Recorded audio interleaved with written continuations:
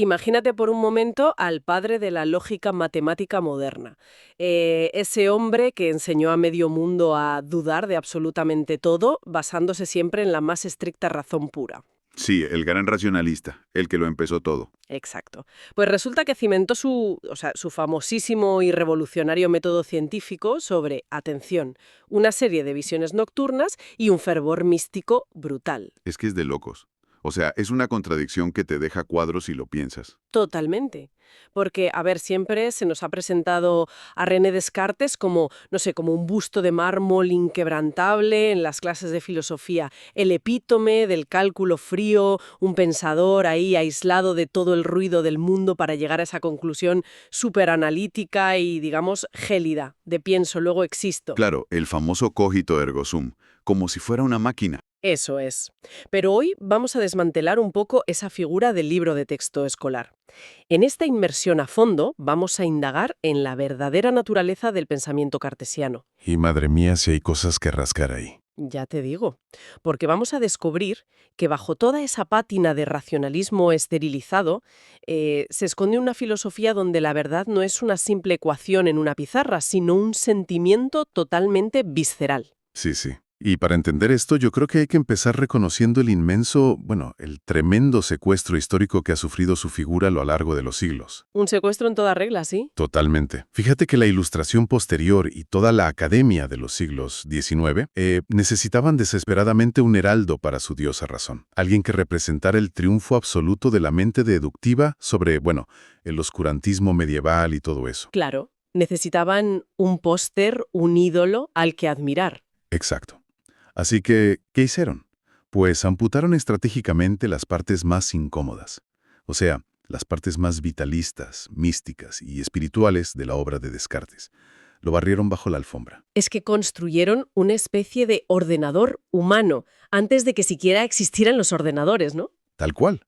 Alguien que supuestamente no dejaba espacio para nada que no pudiera demostrarse paso a paso con una tiza. Pero claro, al revisar sus propios escritos, su correspondencia privada y el núcleo de sus meditaciones, Ahí es donde emerge un panorama que es radicalmente distinto. Y esa es la gran ironía de todo esto, porque si rasgamos ese barniz académico que le han puesto, nos topamos de frente con un muro conceptual brutal, en la misma definición de la palabra pensar. el cogitare. Eso es, el cogitare, en latín. Porque, a ver, la interpretación convencional que nos ha llegado a nosotros asume que para Descartes cogitare es sinónimo exclusivo de razonar de forma discursiva, de encadenar silogismos. Ya sabes, A implica B, B implica C y por lo tanto, pues A implica C. La lógica pura y dura de manual. Exacto. Pero al sumergirse en la fuente primaria, concretamente en la segunda meditación, resulta que el propio Descartes dinamita esa limitación por completo. Es que el problema fundamental de esa lectura tradicional que nos han vendido es que ignora cómo define él mismo la actividad de la conciencia. En esa misma segunda meditación que mencionas, Descartes hace una lista, enumera exhaustivamente qué es una cosa que piensa. Sí, y la lista tiene tela. Ya lo creo. Dice que es una cosa que duda, que entiende, que afirma, que niega, que quiere, que no quiere, que imagina y, aquí viene el gran golpe de efecto, dice que es una cosa que siente. ¿Qué siente? Madre mía. Sí, sí, el término original en latín es sentire. Y claro, para la mente moderna, que está forjadísima en esta separación estricta entre intelecto por un lado y emoción por otro, decir que pensar es sentir suena a, bueno, a herejía cartesiana. Totalmente. Parece que va en contra de todo lo que nos han enseñado. Sin embargo, para él, la sensación no era un intruso biológico ahí que empañara al intelecto, ¿no? Para nada, aunque entiendo que cueste reconciliarlo al principio. Es que a mí misma me cuesta, te lo confieso. Porque, a ver, si el método se basa en dudar de todo sistemáticamente, incluso de la información que me dan mis propios ojos o mis manos, ¿cómo encaja el sentir como una categoría del pensamiento puro? O sea, ¿acaso no es la sensación física la primera víctima de la duda metódica? Es una pregunta buenísima. Y aquí hay una distinción sutil pero que es absolutamente crucial para entender a Descartes. Él duda de que el objeto que causa la sensación sea real. Vale, o sea, duda de la fuente. Exacto. Puede que el fuego que te está calentando las manos sea, no sé, una ilusión de un genio maligno o que estés metida en un sueño profundo.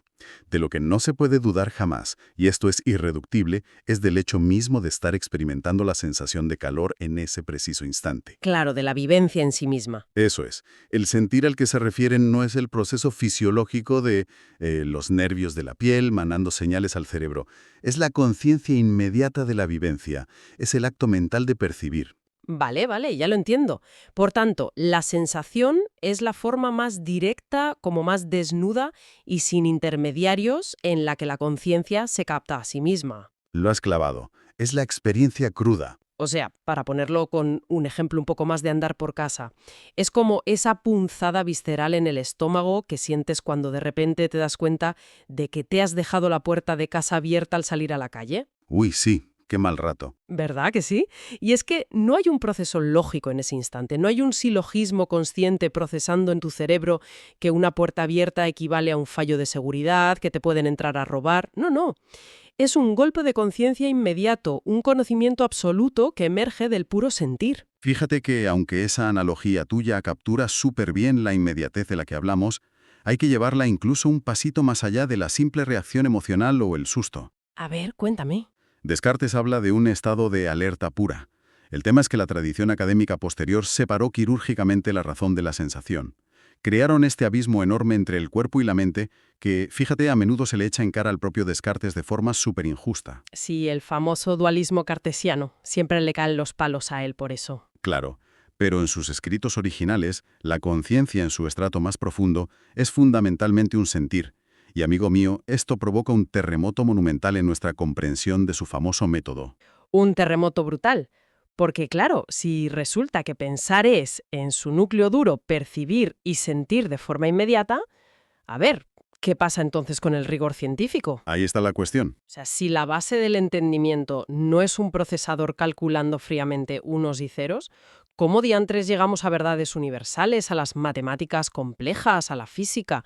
Yo tenía entendido que todo su método trataba precisamente de encadenar deducciones lógicas impecables para no dejar ni un milímetro de margen al error. Pues paradójicamente la respuesta de Descartes a esa confianza ciega en la deducción lógica fue, agárrate, un profundo escepticismo. ¿En serio? Muy en serio. Él consideraba que las largas cadenas de deducciones, esas que rellenan, pues yo que sé, 3 pizarras enteras con demostraciones matemáticas paso a paso, eran en realidad altamente vulnerables y falibles. Espera un momento. O sea, a ver si lo estoy entendiendo. El mismísimo padre del racionalismo, el tipo que inventó las coordenadas cartesianas, ¿desconfiaba del razonamiento paso a paso? Es que esto va en contra de todo lo que representa su figura histórica. Lo sé, suena loquísimo, pero desconfiaba de la lógica discursiva por una razón que es sumamente pragmática, fíjate, por la dependencia de la memoria humana. Ah, claro, la memoria. ¡Qué frágil es! Exactamente. Imagínate una demostración matemática súper compleja, que requiere, pongamos, 100 pasos lógicos estrictos. Para cuando tu mente llega al paso número 100, tiene que confiar ciegamente en que has recordado perfectamente la validez matemática del paso número 3, que hiciste hace una hora. Uf, ya, y yo no me acuerdo ni de lo que desayuné ayer, imagínate. Pues a eso voy. Esa brecha temporal, esa dependencia del recuerdo, introduce sí o sí la posibilidad del error.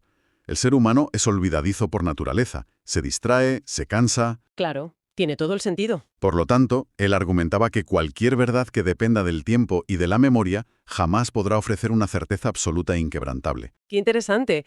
Entonces, a ver, si la deducción lógica tiene esta enorme fisura tectónica, que llamamos memoria, ¿cuál era su roca sólida? ¿De dónde sacaba la certeza? Pues su roca sólida era lo que él denominó en latín el intuitus, la intuición. Pero intuyo que no se refiere a la intuición femenina o a tener una corazonada, ¿no? No, para nada. No lo entendía como un presentimiento vago. Él lo definía estrictamente como un concepto de la mente pura y atenta, que es tan fácil y distinto que no deja lugar a la más mínima duda. Es básicamente una captación inmediata y simultánea de la verdad de golpe. O sea, pensando un poco en imágenes, para visualizarlo, la deducción lógica tradicional sería como recorrer un laberinto caminando por dentro, ¿verdad? Uno tiene que ir memorizando cada giro a la izquierda, cada giro a la derecha, y es facilísimo perderse o dudar de si hace 10 metros tomaste la decisión correcta. Es un ejemplo perfecto, sí. ¿Verás? Se ve el camino completo, la entrada y la salida, en un solo instante, de un simple vistazo. Exacto, lo ves todo a la vez. O sea, no hace falta memorizar absolutamente nada porque la verdad se presenta entera, de sopetón, frente a los ojos de la mente. Esa metáfora del helicóptero y el laberinto ilustra súper bien la mecánica de su pensamiento. Porque para Descartes, la razón deductiva, el análisis matemático sesudo, eran, en todo caso, herramientas preparatorias.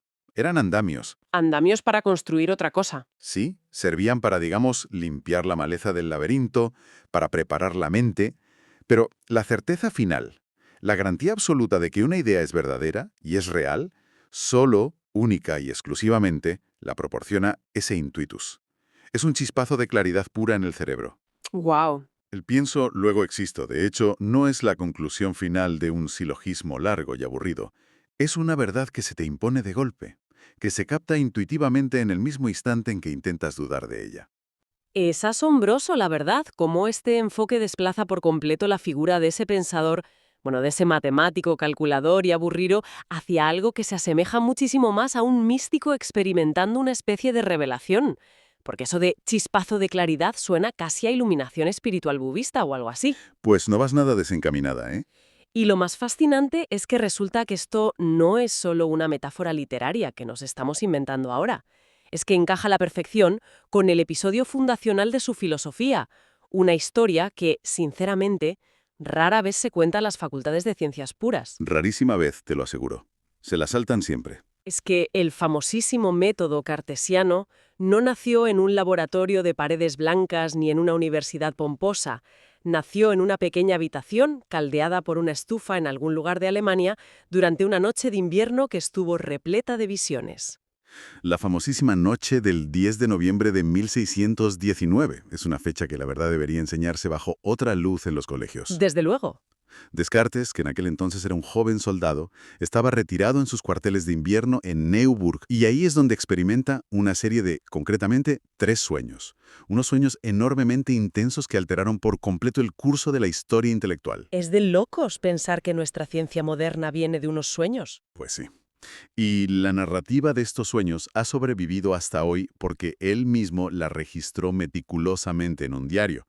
Ese diario hoy está perdido, lamentablemente, pero fue copiado por sus biógrafos más tempranos, y documenta un nivel de pavor y de iluminación, podríamos decir, sobrenatural.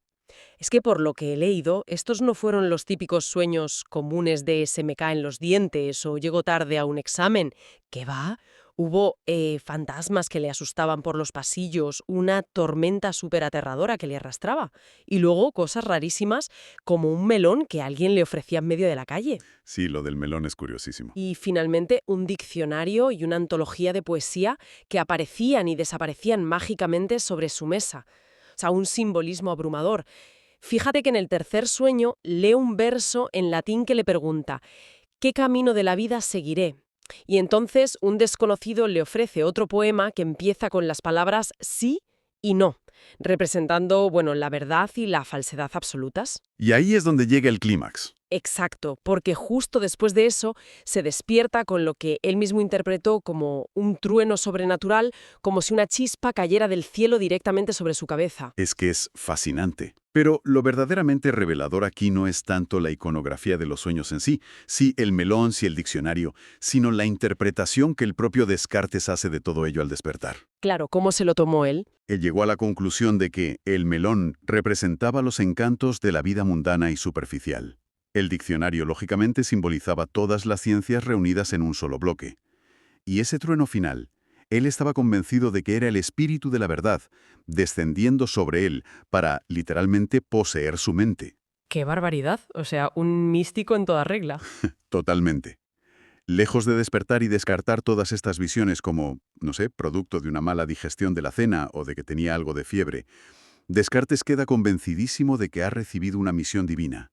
Interpreta que el espíritu de la verdad le ha entregado las bases del método universal para unificar todas las ciencias del mundo. A ver. Resulta dificilísimo procesar que los cimientos mismos de nuestro racionalismo actual, o sea, la base sobre la que construimos nuestra era científica, nuestra física moderna, los vuelos espaciales, nuestra confianza ciega en la razón, provengan literalmente de interpretar un diccionario flotante en un sueño místico de un soldado. Ya suena chiste, pero es la pura historia.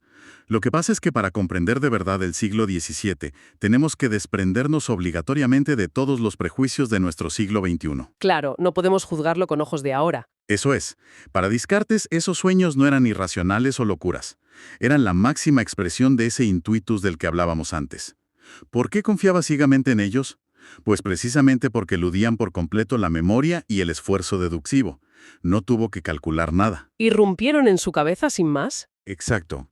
Irrumpieron en su conciencia con la fuerza de una idea, como él decía, clara y distinta. Venía todo preempaquetado y entregado con una certeza que le resultaba abrumadora. En su sistema filosófico, un Dios bondadoso es la única garantía última de que nuestras intuiciones más claras son realmente verdaderas. Claro, porque si Dios es bueno no te va a engañar con un sueño falso. Esa era su lógica. Esos sueños fueron para él la firma directa, el sello de ese garante divino en su propia mente. Es que esto reconfigura por completo al personaje. Nos muestra un hombre impulsado por un ferviente entusiasmo espiritual, no por una frialdad matemática. Confiaba de manera absolutamente inquebrantable en una luz interior, en una especie de instinto de verdad que está incrustado de serie en el alma humana. Así es.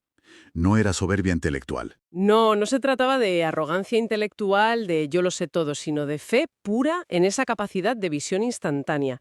Y fíjate, al entrelazar todas estas revelaciones, el pensar entendido intrínsecamente como un sentir, luego la desconfianza en el cálculo frente a la intuición rápida y finalmente este origen tan místico de su vocación, pues llegamos a una conclusión bastante radical sobre la naturaleza misma del saber humano, ¿no? Sí, una conclusión que, curiosamente, nos devuelve a las raíces etimológicas más antiguas de nuestro propio idioma. Fíjate, que en latín, la palabra que designa el saber, el conocimiento profundo y real, es sapere. Sapere, vale. Y de ahí derivan términos muy cultos como sapiencia, evidentemente, pero también, y esto es muchísimo más revelador y bonito, deriva la palabra sabor. Originalmente, sapere significaba tener gusto, saborear algo. ¡Qué maravilla! Sapiencia y sabor. O sea, que la sabiduría no es acumular datos sin más en un disco duro mental, no es memorizar la Wikipedia, es una cuestión de gusto, es tener paladar intelectual. Efectivamente, paladar intelectual, me gusta eso. Es que la modernidad positivista posterior y todos los herederos de la Ilustración se esforzaron enormemente. Sudaron tinta para esterilizar el conocimiento.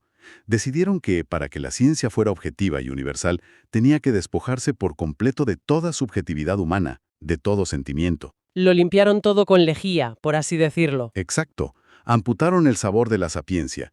Redujeron la certeza solo a aquello que puede ser medido, pesado y deducido en frío en un laboratorio. Pero esta lectura profunda de Descartes, yendo a sus textos reales, nos recuerda que en la génesis misma de nuestra era moderna no existía tal dicotomía. En su núcleo más íntimo es puro sentimiento. Puro y duro. El conocimiento, antes de poder ser formulado en axiomas matemáticos perfectos, exige ser una vivencia profunda. Exige que te pase por el cuerpo. O sea, para conocer una verdad de forma inquebrantable, no basta con leer la demostración matemática en una enciclopedia o ver un tutorial. Hay que experimentarla en carne propia, hay que saborearla, como decíamos antes.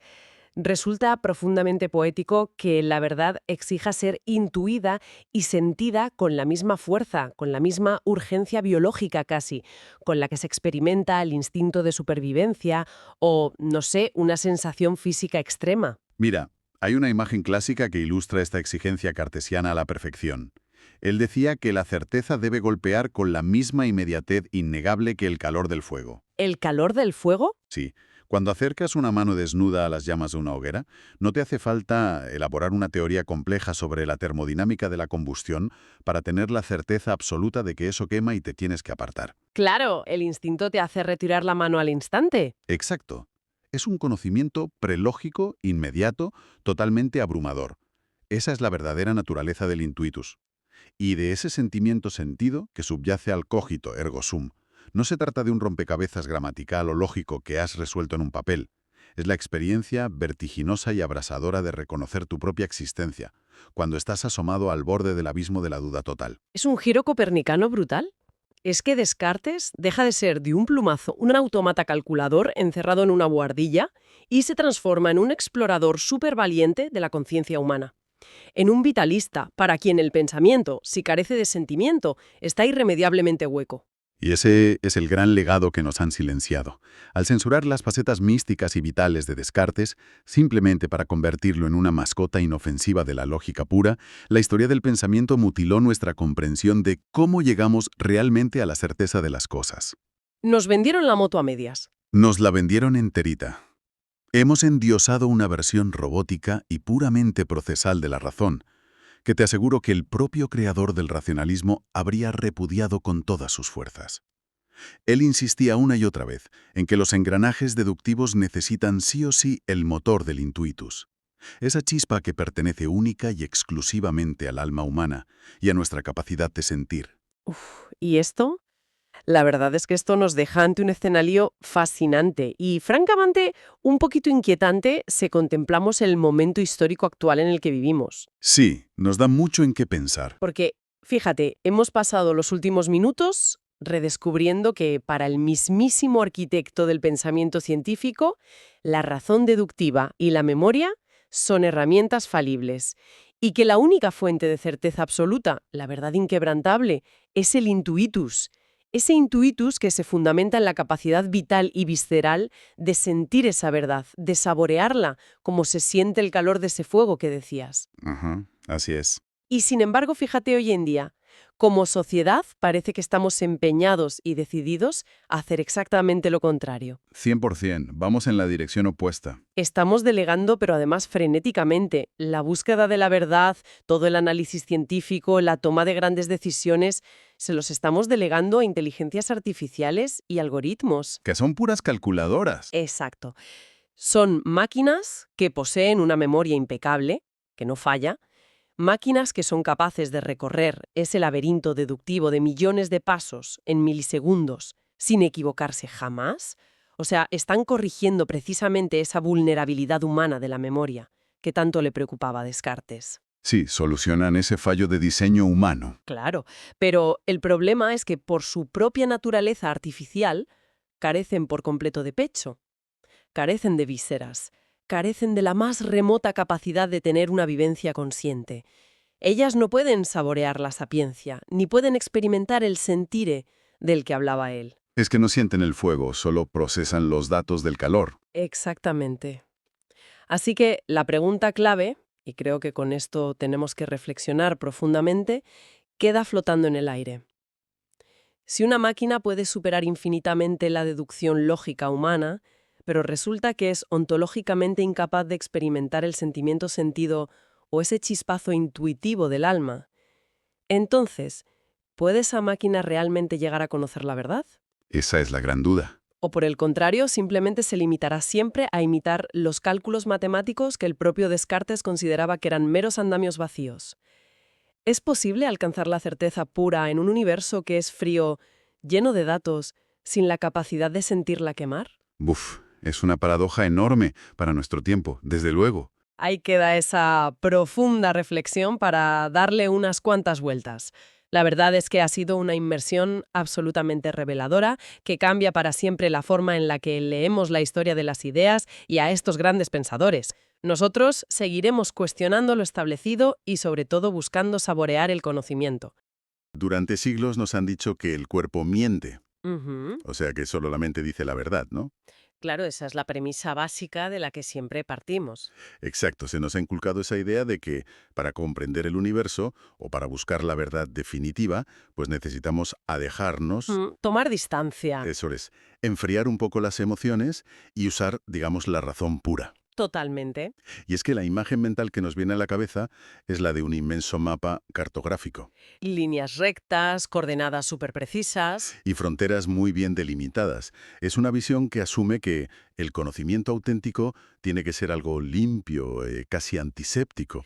Y fíjate que esa obsesión por la cartografía mental tiene una explicación histórica muy profunda. A ver, Surge de la creencia de que la realidad es algo que se puede y se debe cuadricular. Ujú. O sea, existe esta idea súper arraigada de que si logramos construir el mapa adecuado, si nuestra clasificación es lo bastante meticulosa, Entonces ya hemos dominado el territorio. ahí le has dado. Esa distancia analítica nos da una sensación enorme de seguridad. Claro, de control. Exacto. Control sobre un mundo que, de otro modo, nos resultaría aterradoramente inabarcable. Y damos por sentado que la condición indispensable para investigar cualquier cosa es dar un paso atrás. Siempre. Hay que poner el elemento bajo un microscopio o aislarlo en una celda de Excel. Se asume como un dogma que el investigador tiene que estar completamente separado de lo que investiga. Como si hubiera un cristal blindado entre nosotros y el mundo. Tal cual. Pero, ¿y si esa misma distancia es precisamente el obstáculo que nos impide llegar a la verdad fundamental? Ostras, esa es la gran pregunta. ¿Y si resulta que el mapa no sirve de nada porque el territorio no está ahí para ser medido desde lejos, sino para ser devorado desde dentro? Plantear eso supone un terremoto conceptual tremendo, Ya te digo. porque es un desafío directo a cómo aprendemos y evaluamos la información. Implica pasar de mirar la realidad de lejos a una inmersión carnal. Literal. Significa abandonar la idea de pensar el mundo para empezar a saborearlo. Ujú. Vale, vamos a desgranar esto, porque esta es precisamente la misión de la inmersión profunda de hoy. Es un tema tela de interesante. Tela. El material que traemos hoy es de esos que te obligan a reevaluarlo todo. Son textos que proponen un cambio radical, que argumentan que deberíamos dejar de someternos a la tiranía de la lógica fría. Y proponen ver nuestra interacción con el entorno e incluso el propio lenguaje no como una herramienta aséptica, sino como un órgano de percepción carnal. Exacto. Ahora bien, antes de meternos de lleno, quiero dejar claro para quien nos escuche que no venimos aquí a hacer proselitismo. Ni de broma. O sea, no estamos sugiriendo que haya que quemar los libros de ciencia o tirar el método científico por la ventana. Claro, claro. Vamos a explorar con total imparcialidad esta propuesta filosófica para ver qué pasa cuando elevamos la intuición y el cuerpo al mismo nivel que la mente racional. Es que esa aclaración es fundamental, porque el enfoque de estos autores desafía siglos de tradición académica. Ya, Lo que plantean es que la sapiencia, entendida como la sabiduría de verdad profunda, no nace de la abstracción teórica. ni de estar encerrado en una torre de marfil. Eso es. Nace del encuentro físico, del choque biológico y material entre la persona y el mundo. Porque si repasamos la historia de Occidente, siempre hemos coronado al logos. A la lógica racional. Eso, la lógica, el discurso articulado. Lo hemos coronado como el juez supremo. Si algo no encaja en una fórmula de pizarra, Pues se cataloga como falso o irrelevante. directamente. Pero estas fuentes afirman que debajo de esos escombros lógicos sobrevive algo muchísimo más antiguo, una fuerza casi telúrica que precede a la razón. La sapiencia. Eso es. Lo fascinante aquí es que para entender esta dicotomía tenemos que dejar de ver la realidad como un montón de objetos esperando a que les pongamos una etiqueta. Vale. Para la sapiencia, el universo no tiene objetos, tiene sustancias. Ostras, qué matiz más importante. Muchísimo. Hay una diferencia abismal. Un objeto lo miras de lejos, haces teorías sobre él, Ujú. pero una sustancia exige interacción. Las sustancias se prueban, se experimentan y se integran físicamente en tu propio organismo. Y para entender cómo hemos llegado a separar tanto la inteligencia del cuerpo, las fuentes proponen un viaje a las raíces del lenguaje. Una filología radical, lo llaman. Exacto. Entiendo que esto es ir a la raíz de las palabras para desenterrar cómo veían el mundo nuestros antepasados, ¿no? Antes de que la filosofía lo esterilizara todo. Tal cual. Y no es solo curiosidad etimológica, es auténtica arqueología del pensamiento. Ujú. El hallazgo central gira en torno al verbo latino sapere. De donde viene saber o sabiduría. Eso es. Lo revelador es que sapere tiene doble cara. Nosotros nos hemos quedado con la acepción intelectual, la de tener juicio, Claro. que su significado original, primigenio y literal, es físico. ¿Qué significa tener sabor? O percibir un sabor. Exacto. Buf, es que eso lo cambia todo. Totalmente. Nos dice que el conocimiento original no era mirar de lejos. Cuando antiguamente decían que alguien era sapiente, no le aplaudían por resolver ecuaciones rápido. O por ganar un debate con silogismos lógicos. Exacto. Estaban reconociendo algo mucho más visceral, que esa persona tenía una enorme agudeza en su paladar existencial. ¡Qué buen término! El paladar existencial. Es brutal. Resume perfecto esta visión. Demuestra que la lengua, antes de ser el órgano que articula el logos y pronuncia palabras sofisticadas, Era el órgano del gusto. exacto, nuestra primera aduana biológica con el mundo. Fíjate en los bebés. Claro, exploran llevándoselo todo a la boca. Para ellos, el objeto externo deja de ser un misterio abstracto y se convierte en sustancia que te nutre o que te da asco. Es conocimiento puro. A ver, para aterrizar estos conceptos en algo más cotidiano. Venga. Imaginemos el logos como ir a un restaurante de 3 estrellas Michelin Ujú. y pasarte 3 horas leyendo el menú sin pedir nada. Solo leyendo la carta. Claro, analizas la tipografía, estudias de dónde viene cada ingrediente, debates sobre la estructura química de las emulsiones. Entiendes teóricamente la cocción al vacío del chef. Exacto.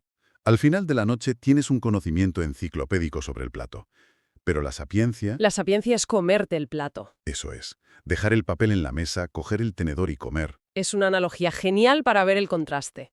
Aunque, si rascamos un poco más ahí, el texto nos advierte de algo clave. ¿De qué? El menú te da una falsa ilusión de control. Ostras, claro. Leer es seguro. No altera tu biología. Comer, en cambio, tiene un riesgo inherente. Al masticar, dejas que el mundo exterior entre en ti y te transforme. Qué fuerte. O sea, el que lee el menú se cree que ha entendido la cena, Pero la realidad innegable solo se revela al hacer la digestión. ¿vale? Pero, claro, adoptando mi rol de escéptico curioso, A ver, dispara. ¿acaso no es peligroso basar nuestro conocimiento en algo tan subjetivo como el gusto? Ujú, entiendo. O sea, en lugar de en la distancia objetiva del análisis. Lo que a mí me parece un manjar súper dulce, a ti te puede parecer empalagoso o amargo. Claro, ¿No es la medición objetiva la única herramienta para no autoengañarnos? esa es la defensa clásica del racionalismo, y es súper válida. ¿Ya? Pero lo fascinante aquí es cómo el texto le da la vuelta a eso. ¿Cómo lo hace? Sostiene que esa distancia objetiva que tanto veneramos es, en el fondo, una táctica de evasión. Muf, evasión. Al exigir objetividad estricta, el logos nos separa artificialmente de la vida. Nos relega a ser espectadores en un cine, viendo una pantalla plana. Claro, estás fuera de la película. Exacto. Pero la lengua, el saborear, destruye esa barrera. Cuando saboreas algo, la frontera entre el que investiga y lo investigado colapsa por completo. Vale, o sea que la subjetividad del gusto no es un error de diseño humano. Para nada. Es la prueba de que hay un compromiso real, sin mediadores, con la materia. Entiendo. El riesgo de que la experiencia sea voluble es el peaje que hay que pagar por estar vivos. Eso es, en vez de ser simples notarios de un universo estéril. Vale, pues si asumimos que conocer el mundo requiere comérselo, Literalmente. pues cabe preguntarse qué ocurre realmente en el instante biológico en el que damos ese mordisco. ¿Qué fuerzas entran en juego ahí? Pues para responder a eso, los autores se apoyan un montón en la filosofía de la voluntad. Siguiendo a gente como Schopenhauer o Nietzsche, entiendo. Sí. Ellos proponían que la esencia del universo no son ideitas abstractas flotando en la nada. Ya. Postulaban que la realidad profunda es una voluntad ciega y primaria, una fuerza caótica que empuja por existir. Y el intelecto humano se aterra frente a ese caos. Lógico. ¿Intenta domar la fuerza poniéndole etiquetas, metiéndola en diccionarios? Pero nuestro instinto funciona en otra frecuencia. No pierde el tiempo etiquetando, reconoce la fuerza de inmediato a través del placer y el dolor. Fíjate, pongamos el ejemplo de la fruta que mencionan las fuentes. ¿Venga? Una fruta madura. En el milisegundo en que tus dientes rompen la piel del melocotón. Tu mente no está pensando en la especie botánica, el Prunus persica ese. Para nada. Es un choque brutal. Por un lado, tienes la voluntad de la fruta materializada en su azúcar, en su acidez. En la energía del sol que ha ido acumulando. Exacto. Y por otro, nuestra propia voluntad humana, de vivir, de nutrirnos. Ambas colisionan en el paladar. Y aquí es donde la cosa se pone realmente interesante. A ver. Porque los textos usan este choque biológico para plantear una refutación directa a uno de los grandes pilares de Occidente. Descartes, supongo. Exacto, la duda metódica de René Descartes. Todos conocemos el pienso, luego existo. Claro. Descartes decía que los sentidos son traicioneros. Un palo en el agua parece doblado, un espejismo parece un charco. Y concluía que la única certeza absoluta tenía que estar en la mente pura. Si conectamos esto con una perspectiva más amplia, vemos que esa desconfianza hacia el cuerpo es la base de muchísima ciencia moderna. Totalmente, ¿eh? La premisa es que el cuerpo viene con defectos de fábrica Y solo la mente te da verdades universales. Pero claro, si leo los argumentos de la sapiencia, me surge una paradoja. Dime. ¿Cómo puede la sal gorda vencer a la duda cartesiana? O sea, si un resfriado te altera las papilas gustativas, Sí, sí. ¿por qué la certeza de un sabor debería ser más fiable que una ecuación matemática? 2 más 2 es 4 en todo el universo. El sabor de una manzana depende de la persona. Es una buena pregunta. La clave para resolver esa paradoja está en el concepto de mediación. A ver, explícame eso. Para que una abstracción matemática exista en tu cabeza, necesita intermediarios. Reglas previas, axiomas, un intelecto que traduzca el símbolo. Vale, es un conocimiento con intermediarios. Exacto. Mediado. En cambio, lo que te llega por el sentido del gusto no tiene mediaciones. 0 intermediarios entre el fenómeno y la experiencia. Cero absoluto. En el instante en que la sal toca la humedad de tu lengua, tu cerebro no convoca una asamblea para debatir si lo salado es un constructo social. Directamente te inunda el sistema nervioso. Tal cual. La certeza del sabor es contundente porque se experimenta en la carne. Da igual qué etiqueta le ponga la ciencia al cloruro de sodio. El impacto de la salinidad es innegable. O sea, la duda filosófica necesita un espacio en blanco entre la mente y el evento para poder existir. Y el dolor o el sabor anulan ese espacio. Es como la diferencia entre creer que va a llover porque lo ves en la app del tiempo o creer en la tormenta porque estás empapado temblando de frío. Exactamente. No dudas de la lluvia si tienes el agua calándote los huesos. Ahora bien, si aceptamos que el conocimiento más innegable es carnal, Ujú. ¿qué pasa con los conceptos más etéreos o morales? La belleza, la verdad, el bien. Ay, ahí está el salto más audaz de todo este marco teórico. A ver, Históricamente, la filosofía ha despreciado a los instintos. Les ponían la etiqueta de alogos, como si fuera algo bárbaro o irracional. inferior vaya. Sí, pues estos autores proponen reivindicar eso con el término sapiencia sensible. Que se basa en una idea griega, la aistesis, ¿no? Exacto.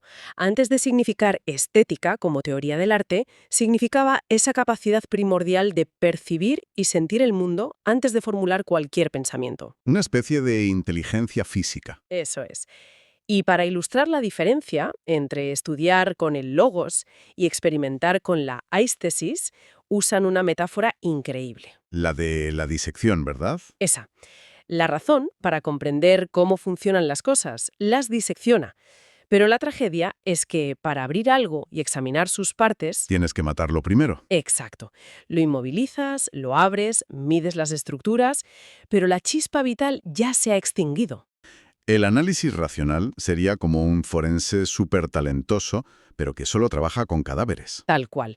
Te da mapas detallados, pero es ciego a la vitalidad. Saborear exige que el objeto conserve su jugo. Ostras, mientras leíamos esta parte de las fuentes, me vino a la cabeza una imagen. A ver. Es como intentar comprender por qué el canto de un pájaro es tan conmovedor, pero abriendo al animal con un bisturí en un laboratorio. Buf, qué gore, pero sí. Claro, la disección te enseña las cuerdas vocales, el esquema del aire, pero matas la canción. Las sacrificas por el plano anatómico. Exacto. La sapiencia sensible exige escuchar al pájaro vivo en el bosque. Es una metáfora brillante para explicar lo que es abrazar una sabiduría cordial. Y ojo, a la etimología de nuevo. Cordial viene de corazón. Que no es sensiblería. No, no. Es un conocimiento que requiere latido, que te pide sintonizar tu frecuencia biológica con la existencia material. Entonces, ¿qué significa todo esto realmente para el día a día? Esa es la clave. Porque si unimos todas las piezas, nos vemos obligados a redefinir la identidad humana. Siempre nos han vendido como el animal racional. Un Homo sapiens que al final opera como Homo logicus. Exacto. Pero somos, en esencia, un animal sapiente.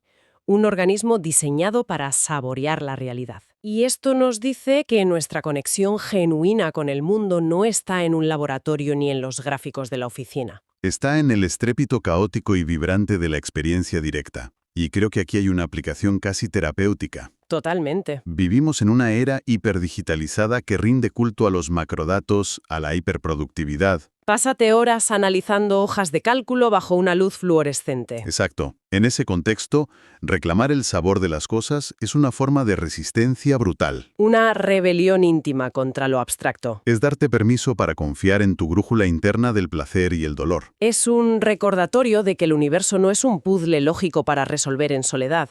Está ahí para ser consumido. Para que nos fundamos con la experiencia de estar vivos. Así que, la próxima vez que veamos el mundo reducido a un gráfico de barras, Mejor apartar la vista. sí, recordar que el mapa, por mucha precisión que tenga, jamás te va a quitar el hambre. Fíjate que esto plantea una pregunta crucial, A ver, una paradoja filosófica actual.